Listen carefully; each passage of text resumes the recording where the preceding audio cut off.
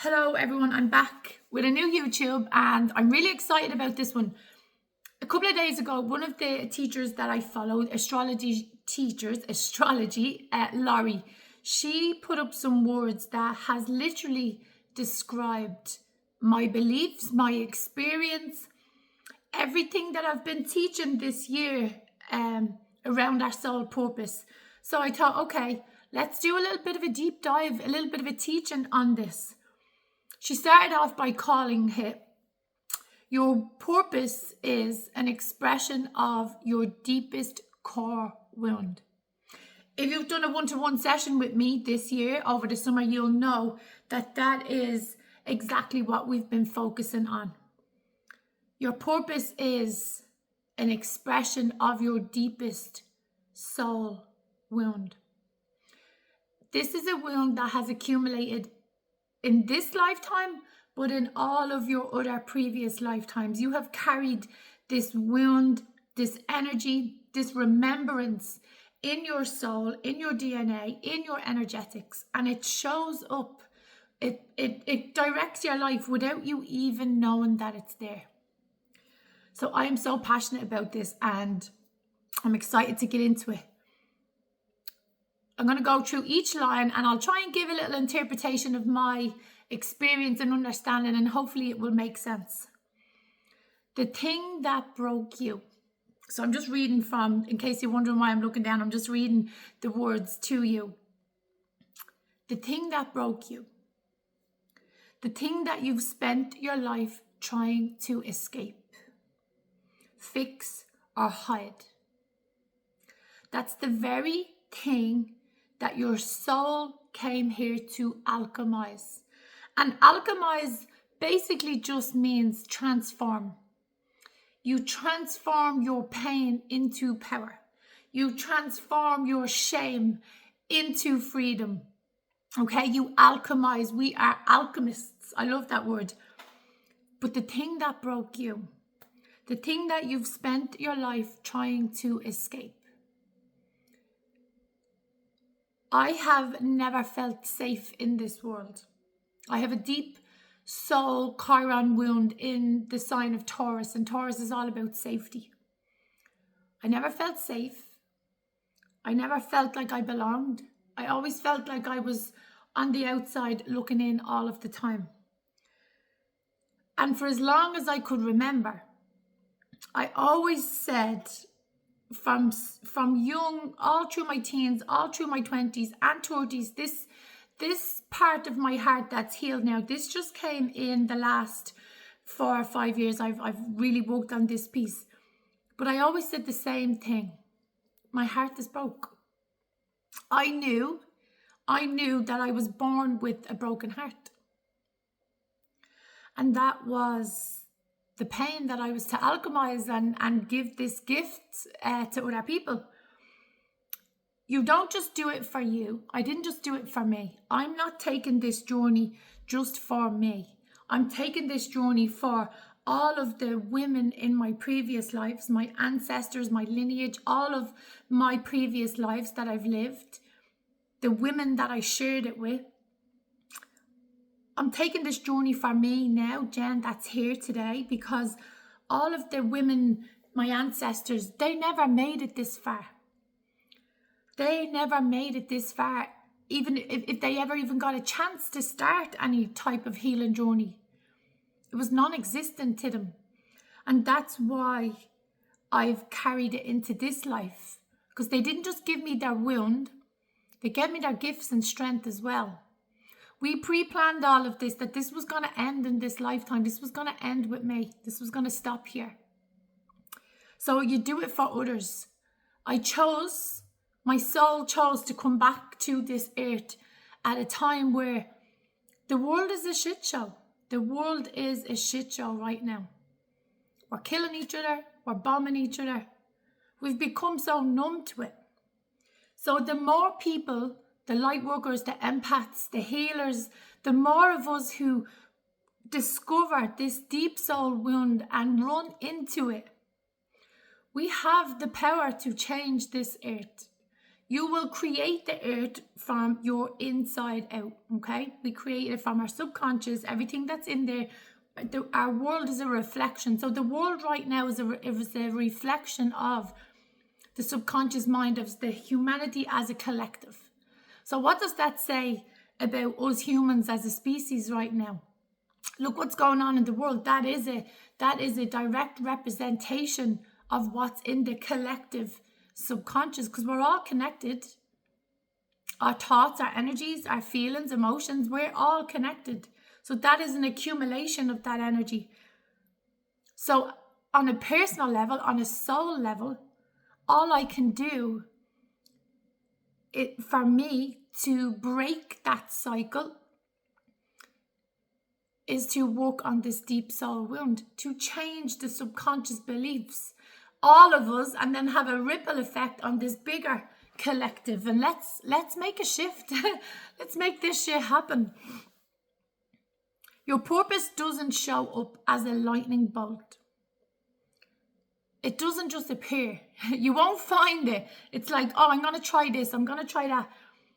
It doesn't just show up. You have to work for it. It's the discipline it takes in life to find your purpose is incredible. It is hard work. It's consistency. It shows up in your patterns, your morning routine, your ability to face your fears, your truths, your shadows. It shows up in your patterns. Everything you do, you say, this is how you get to it. Your pain is like trying to tell you, hey, look here, this is where you need to heal. This is where you're not free. But we've become so used to holding shame and being ashamed of what we've done, what we've said, the experiences that have happened to us. Some our fault and some not our fault. But we've become, as a collective, used to hiding it. We hide. Don't tell anyone what happened. Don't say anything. But that pain is literally the gold. It's the gift. It's like, no, hey, look here. No, don't run from this. It's in your longing. I desperately wanted to fit in. I desperately wanted to feel love. I remember when my daughter was born, I didn't feel any love. I didn't understand the meaning of love. I had never experienced in my nervous system unconditional love. I didn't know what it felt like. Or maybe at some stages I did, but it was blocked out because it was too painful. I know I had a great relationship with my nanny. She was like the light of my life. But the pain is very hard to remember, so a lot of it was blocked out. So when my daughter came along, I was so traumatized. I was so numb and so disconnected from my body that I didn't feel anything for her in an overwhelming motherly sense. I was afraid, all right, if I told anybody how I felt, they would take her from me. So I said nothing. That's how I knew I loved her. I didn't want to lose her. I didn't want him to take her. So I didn't feel safe to tell the doctors or any of the staff how bad I felt inside and how much I was struggling. My mind was literally not present. It was not good.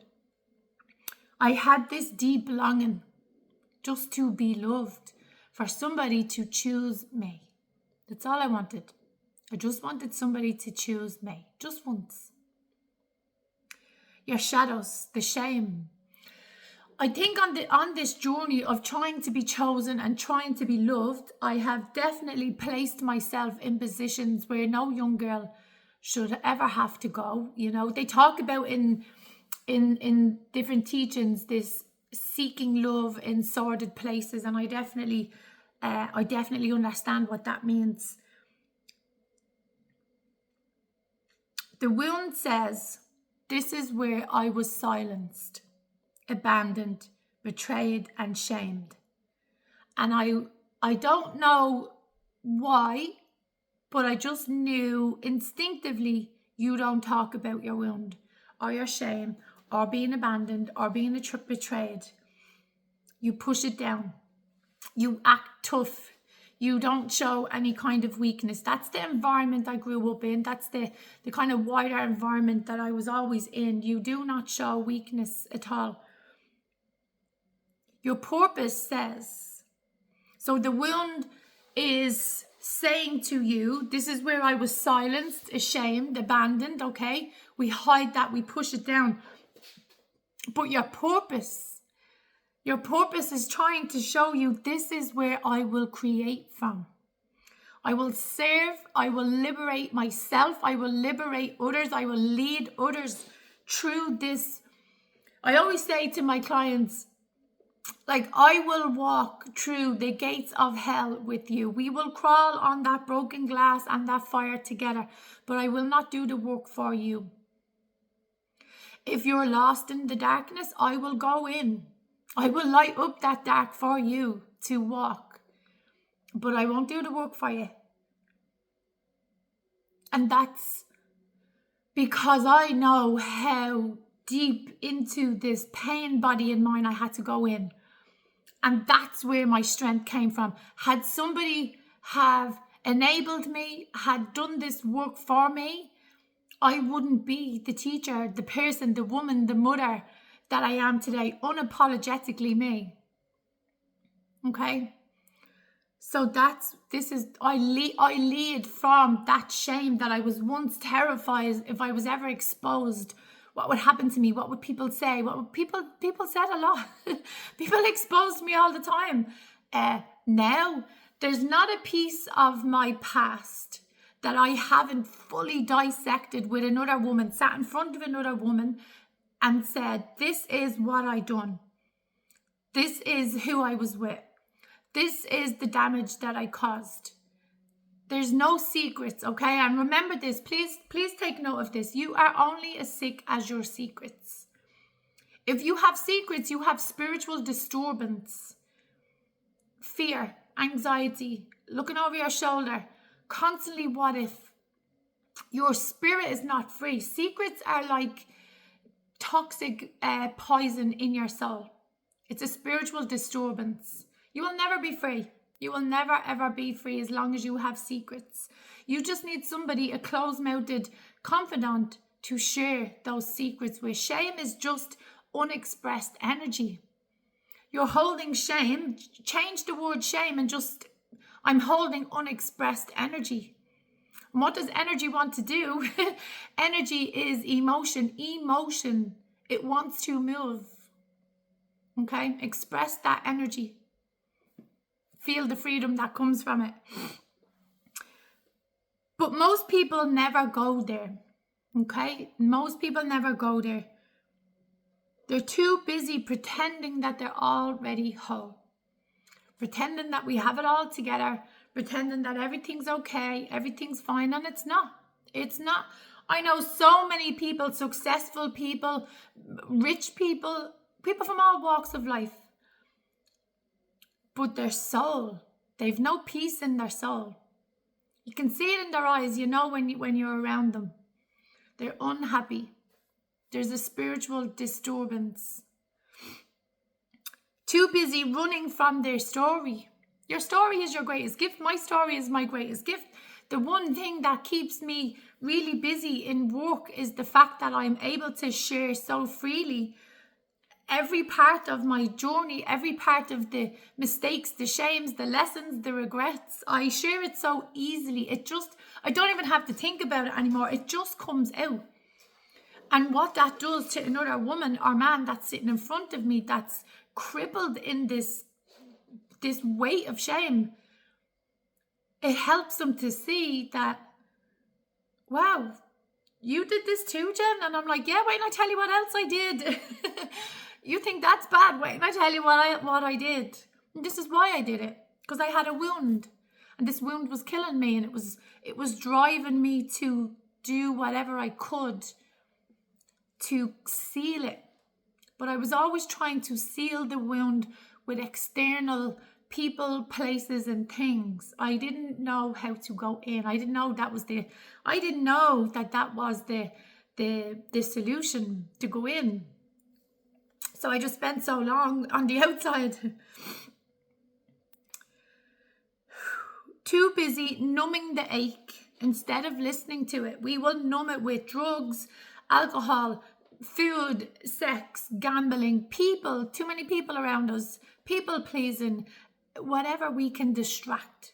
We will numb that ache. Purpose isn't what you do.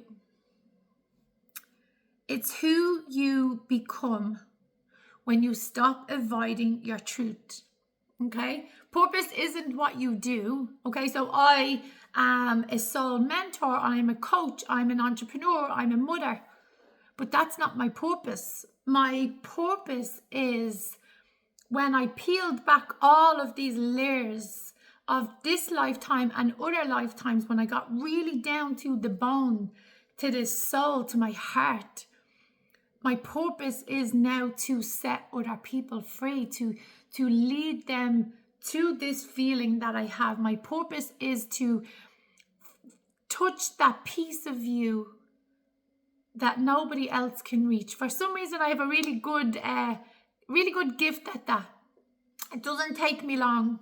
It's definitely something that's channeled through, so I knew that as a soul, when I say I'm talking about my higher self, my soul knew, okay, she's going to need this specific skill set to have. But her story has to be difficult so people can buy into it, so that people can relate to it, so that people can follow the steps that I took. That's why my life has been so tragically painful and traumatic from the get-go. It had to be that way. First, I had to tie up a lot of karmic ties in my chart, in my soul chart, but also I needed a blueprint, because I go into those dark places. I go into the housing estates where nobody else goes. I go and look for the people who are ignored by society. They're my people. That's who I want to work with. That's where the freedom is. If you feel forgotten, we will find a way energetically to connect. That's your purpose. My purpose is to show, to lead the way. So if you're lost on your path, don't just look forward, okay? A lot of the times we're looking for the next thing, the next teacher, the next book, the next course, the next podcast, something. It's always in the future, which is amazing. We need to do the future forward work. But we also have other pieces of the puzzle that need to come together in order for that future piece to work for you. Don't just look forward, look in. Who am I? Who am I when nobody's around? I always ask my clients. Someone asked me a question the other day. I was at my workshop, my event, and one of the ladies in the crowd said, Jen, what is shadow work? How do you know to do it? How do you know when to do it? And I just said to her, what do you like to live with? It's a question I like to ask people a lot. What are you like to live with?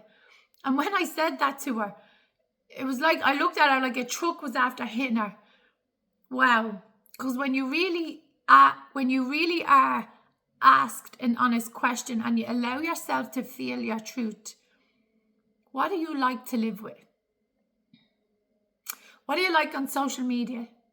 What do you like to the people who are close to you? Because I can be lovely to everybody. I can be so nice and so polite and courteous to people online, to people in the streets.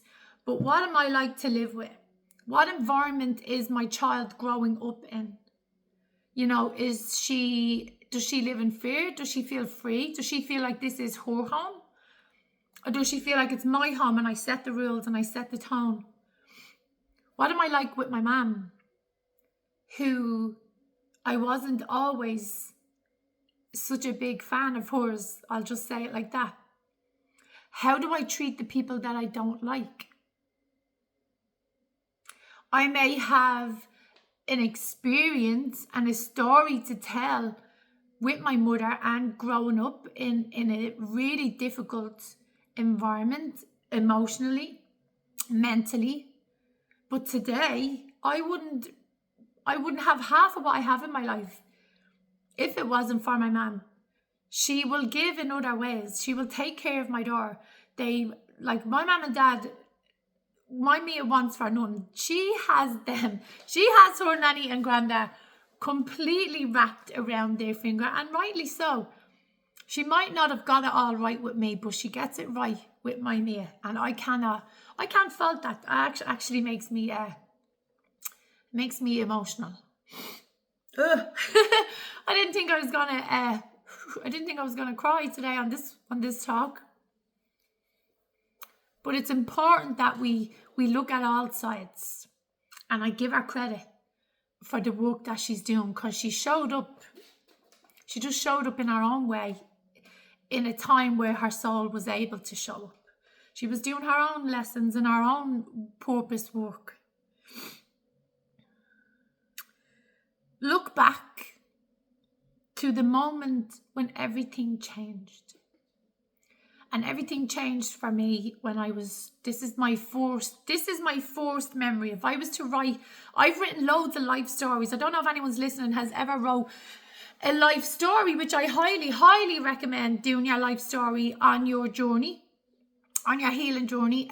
In AA, in 12-step program, you have to do your life stories. You have to do a lot of them. You'll do them through different times. But yeah, my first early memory was the first thing I wrote on the page. You just start from your earliest memory and you work your way through to today. When I was 3, so my sister, there's 3 years between me and my sister, my little sister, and she was in the cot, so she's only a baby, couple of months old. So my mum had 2 babies under the age of 3, and her mum had died 1 month, exactly 1 month before I was born. So you can imagine the pain that she was in. But we must have been crying, or we must have been stressing her out, because I remember she got so stressed and she said, that's it, I'm leaving. And she put me and my sister were in the room, and she said, that's it, I'm sick of you, like whatever it was, and she left. And I remember she closed that door, and my little soul, my little heart got the fear that I've never experienced before. Fear of being left, of being abandoned, that she was not coming back to us. And we lived in the old flats in town, and the big heavy Georgian windows that you push up, I remember banging them and banging and banging. I can still hear that glass today. Now, my mum could have been just in the hall. My mum could have been just in the sitting room. We were probably running amok. I don't know. I don't remember that piece, but I remember slamming the door and her leaving. And that was the trajectory for the rest of my life. People will leave you. People don't love you. You're not good enough to be loved. You're not good enough for them to stay. And I still carry a bit of that today. That's my deep soul wound. It's not safe in this world. It's not safe to let people in, because they will leave. So that is my purpose, is to create that safety within me, within my nervous system, the safety to receive everything that I've manifested into my life, for my nervous system to be able to hold it now. This is my purpose. I teach people to go into that wound, to love it, to absolutely run to it. I run into this pain, this fear now. Even when it's hard. And little Jen, like my baby Jen, my inner work is, I've done a lot of inner work. My baby Jen, she's so good in the world today. She feels really safe with me. The one I have to watch out for is like 15 to 21-year-old Jen, because she is still a little bit active. So if you hurt me, especially when it comes to women in the wellness space, I have a sister wound. When you hurt me, it's I struggle with that one. She wants to come out. She wants to expose people. She wants to kill them. She wants to like just go all in. And I have to remind her, no, we're good today. We're good. I got this. I'm the adult. You are safe. We're okay. And I spend a bit of time with her.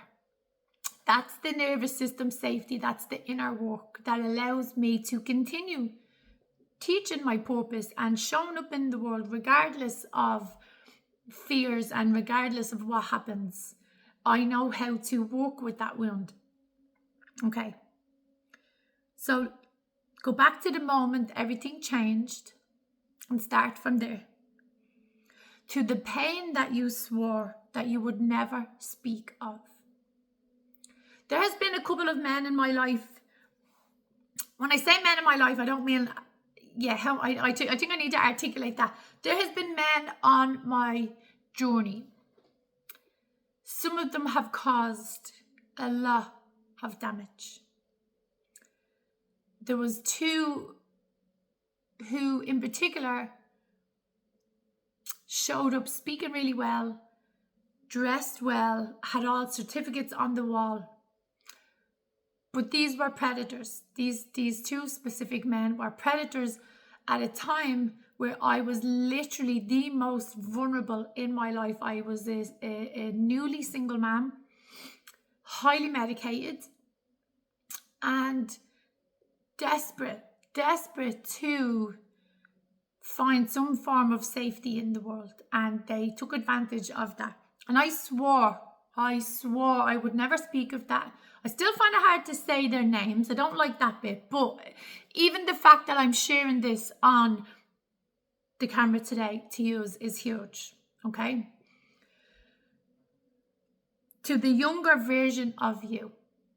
That version of me when that stuff happened was just, she was so vulnerable, so easily. I had come from a lifetime of being around gangsters and criminals and violence and drugs, and I can navigate that world. I know that world inside out and backwards. I know the narcissists, I know the red flags, I know all of that stuff. But it was the ones that spoke really well and dressed really well that caused the most damage when I was at my weakest. I didn't understand that world. Now I do. Now that would never happen to me again. I had to go through that so that I could see the signs, catch it early, and now I teach women. I'm very, very good at teaching women to spot the signs. I see it a million miles away. The version of you who made a silent vow, no one else should have to go through this again. And that's the vow that I made to myself, to my daughter, to all of the women in my past, in my lineage, to the women of the world today. I just have this vow, this sacred vow within me that I will do everything I can with every word, every breath, every energy that I have to empower a woman, to give her, to teach her as many tools as she can take, so that she's sovereign. When you're sovereign, and sovereign means in ownership of your power, your authority. When you are sovereign and strong in your beliefs, in your values, it's very hard to manipulate somebody who's sovereign. And that's it. That is my purpose. It's just come full circle in my mind. That is where your purpose is born. That is where my purpose was born. The vow that I took to try my best to empower as many women and men as I can to never be abused, manipulated, coerced, taken advantage of at your most vulnerable. And that's why entrepreneurship, working for yourself, building your business, your goals, that will strengthen you. It will break you at times. It will challenge you. That's why it's such a fascinating journey to be on. That's It's why I teach it. Yeah. That's me. That's me experiencing these words. That was written by an incredible woman, Laurie Hack. She is an incredible astrologist. Every time she posts or she speaks, I'm like, she's in my soul. She is in reading from my mind. So thank you so much. I would love in the comments if you would let me know if you resonated with this. Let me know if just let me know your experience with this video. Thank you so much.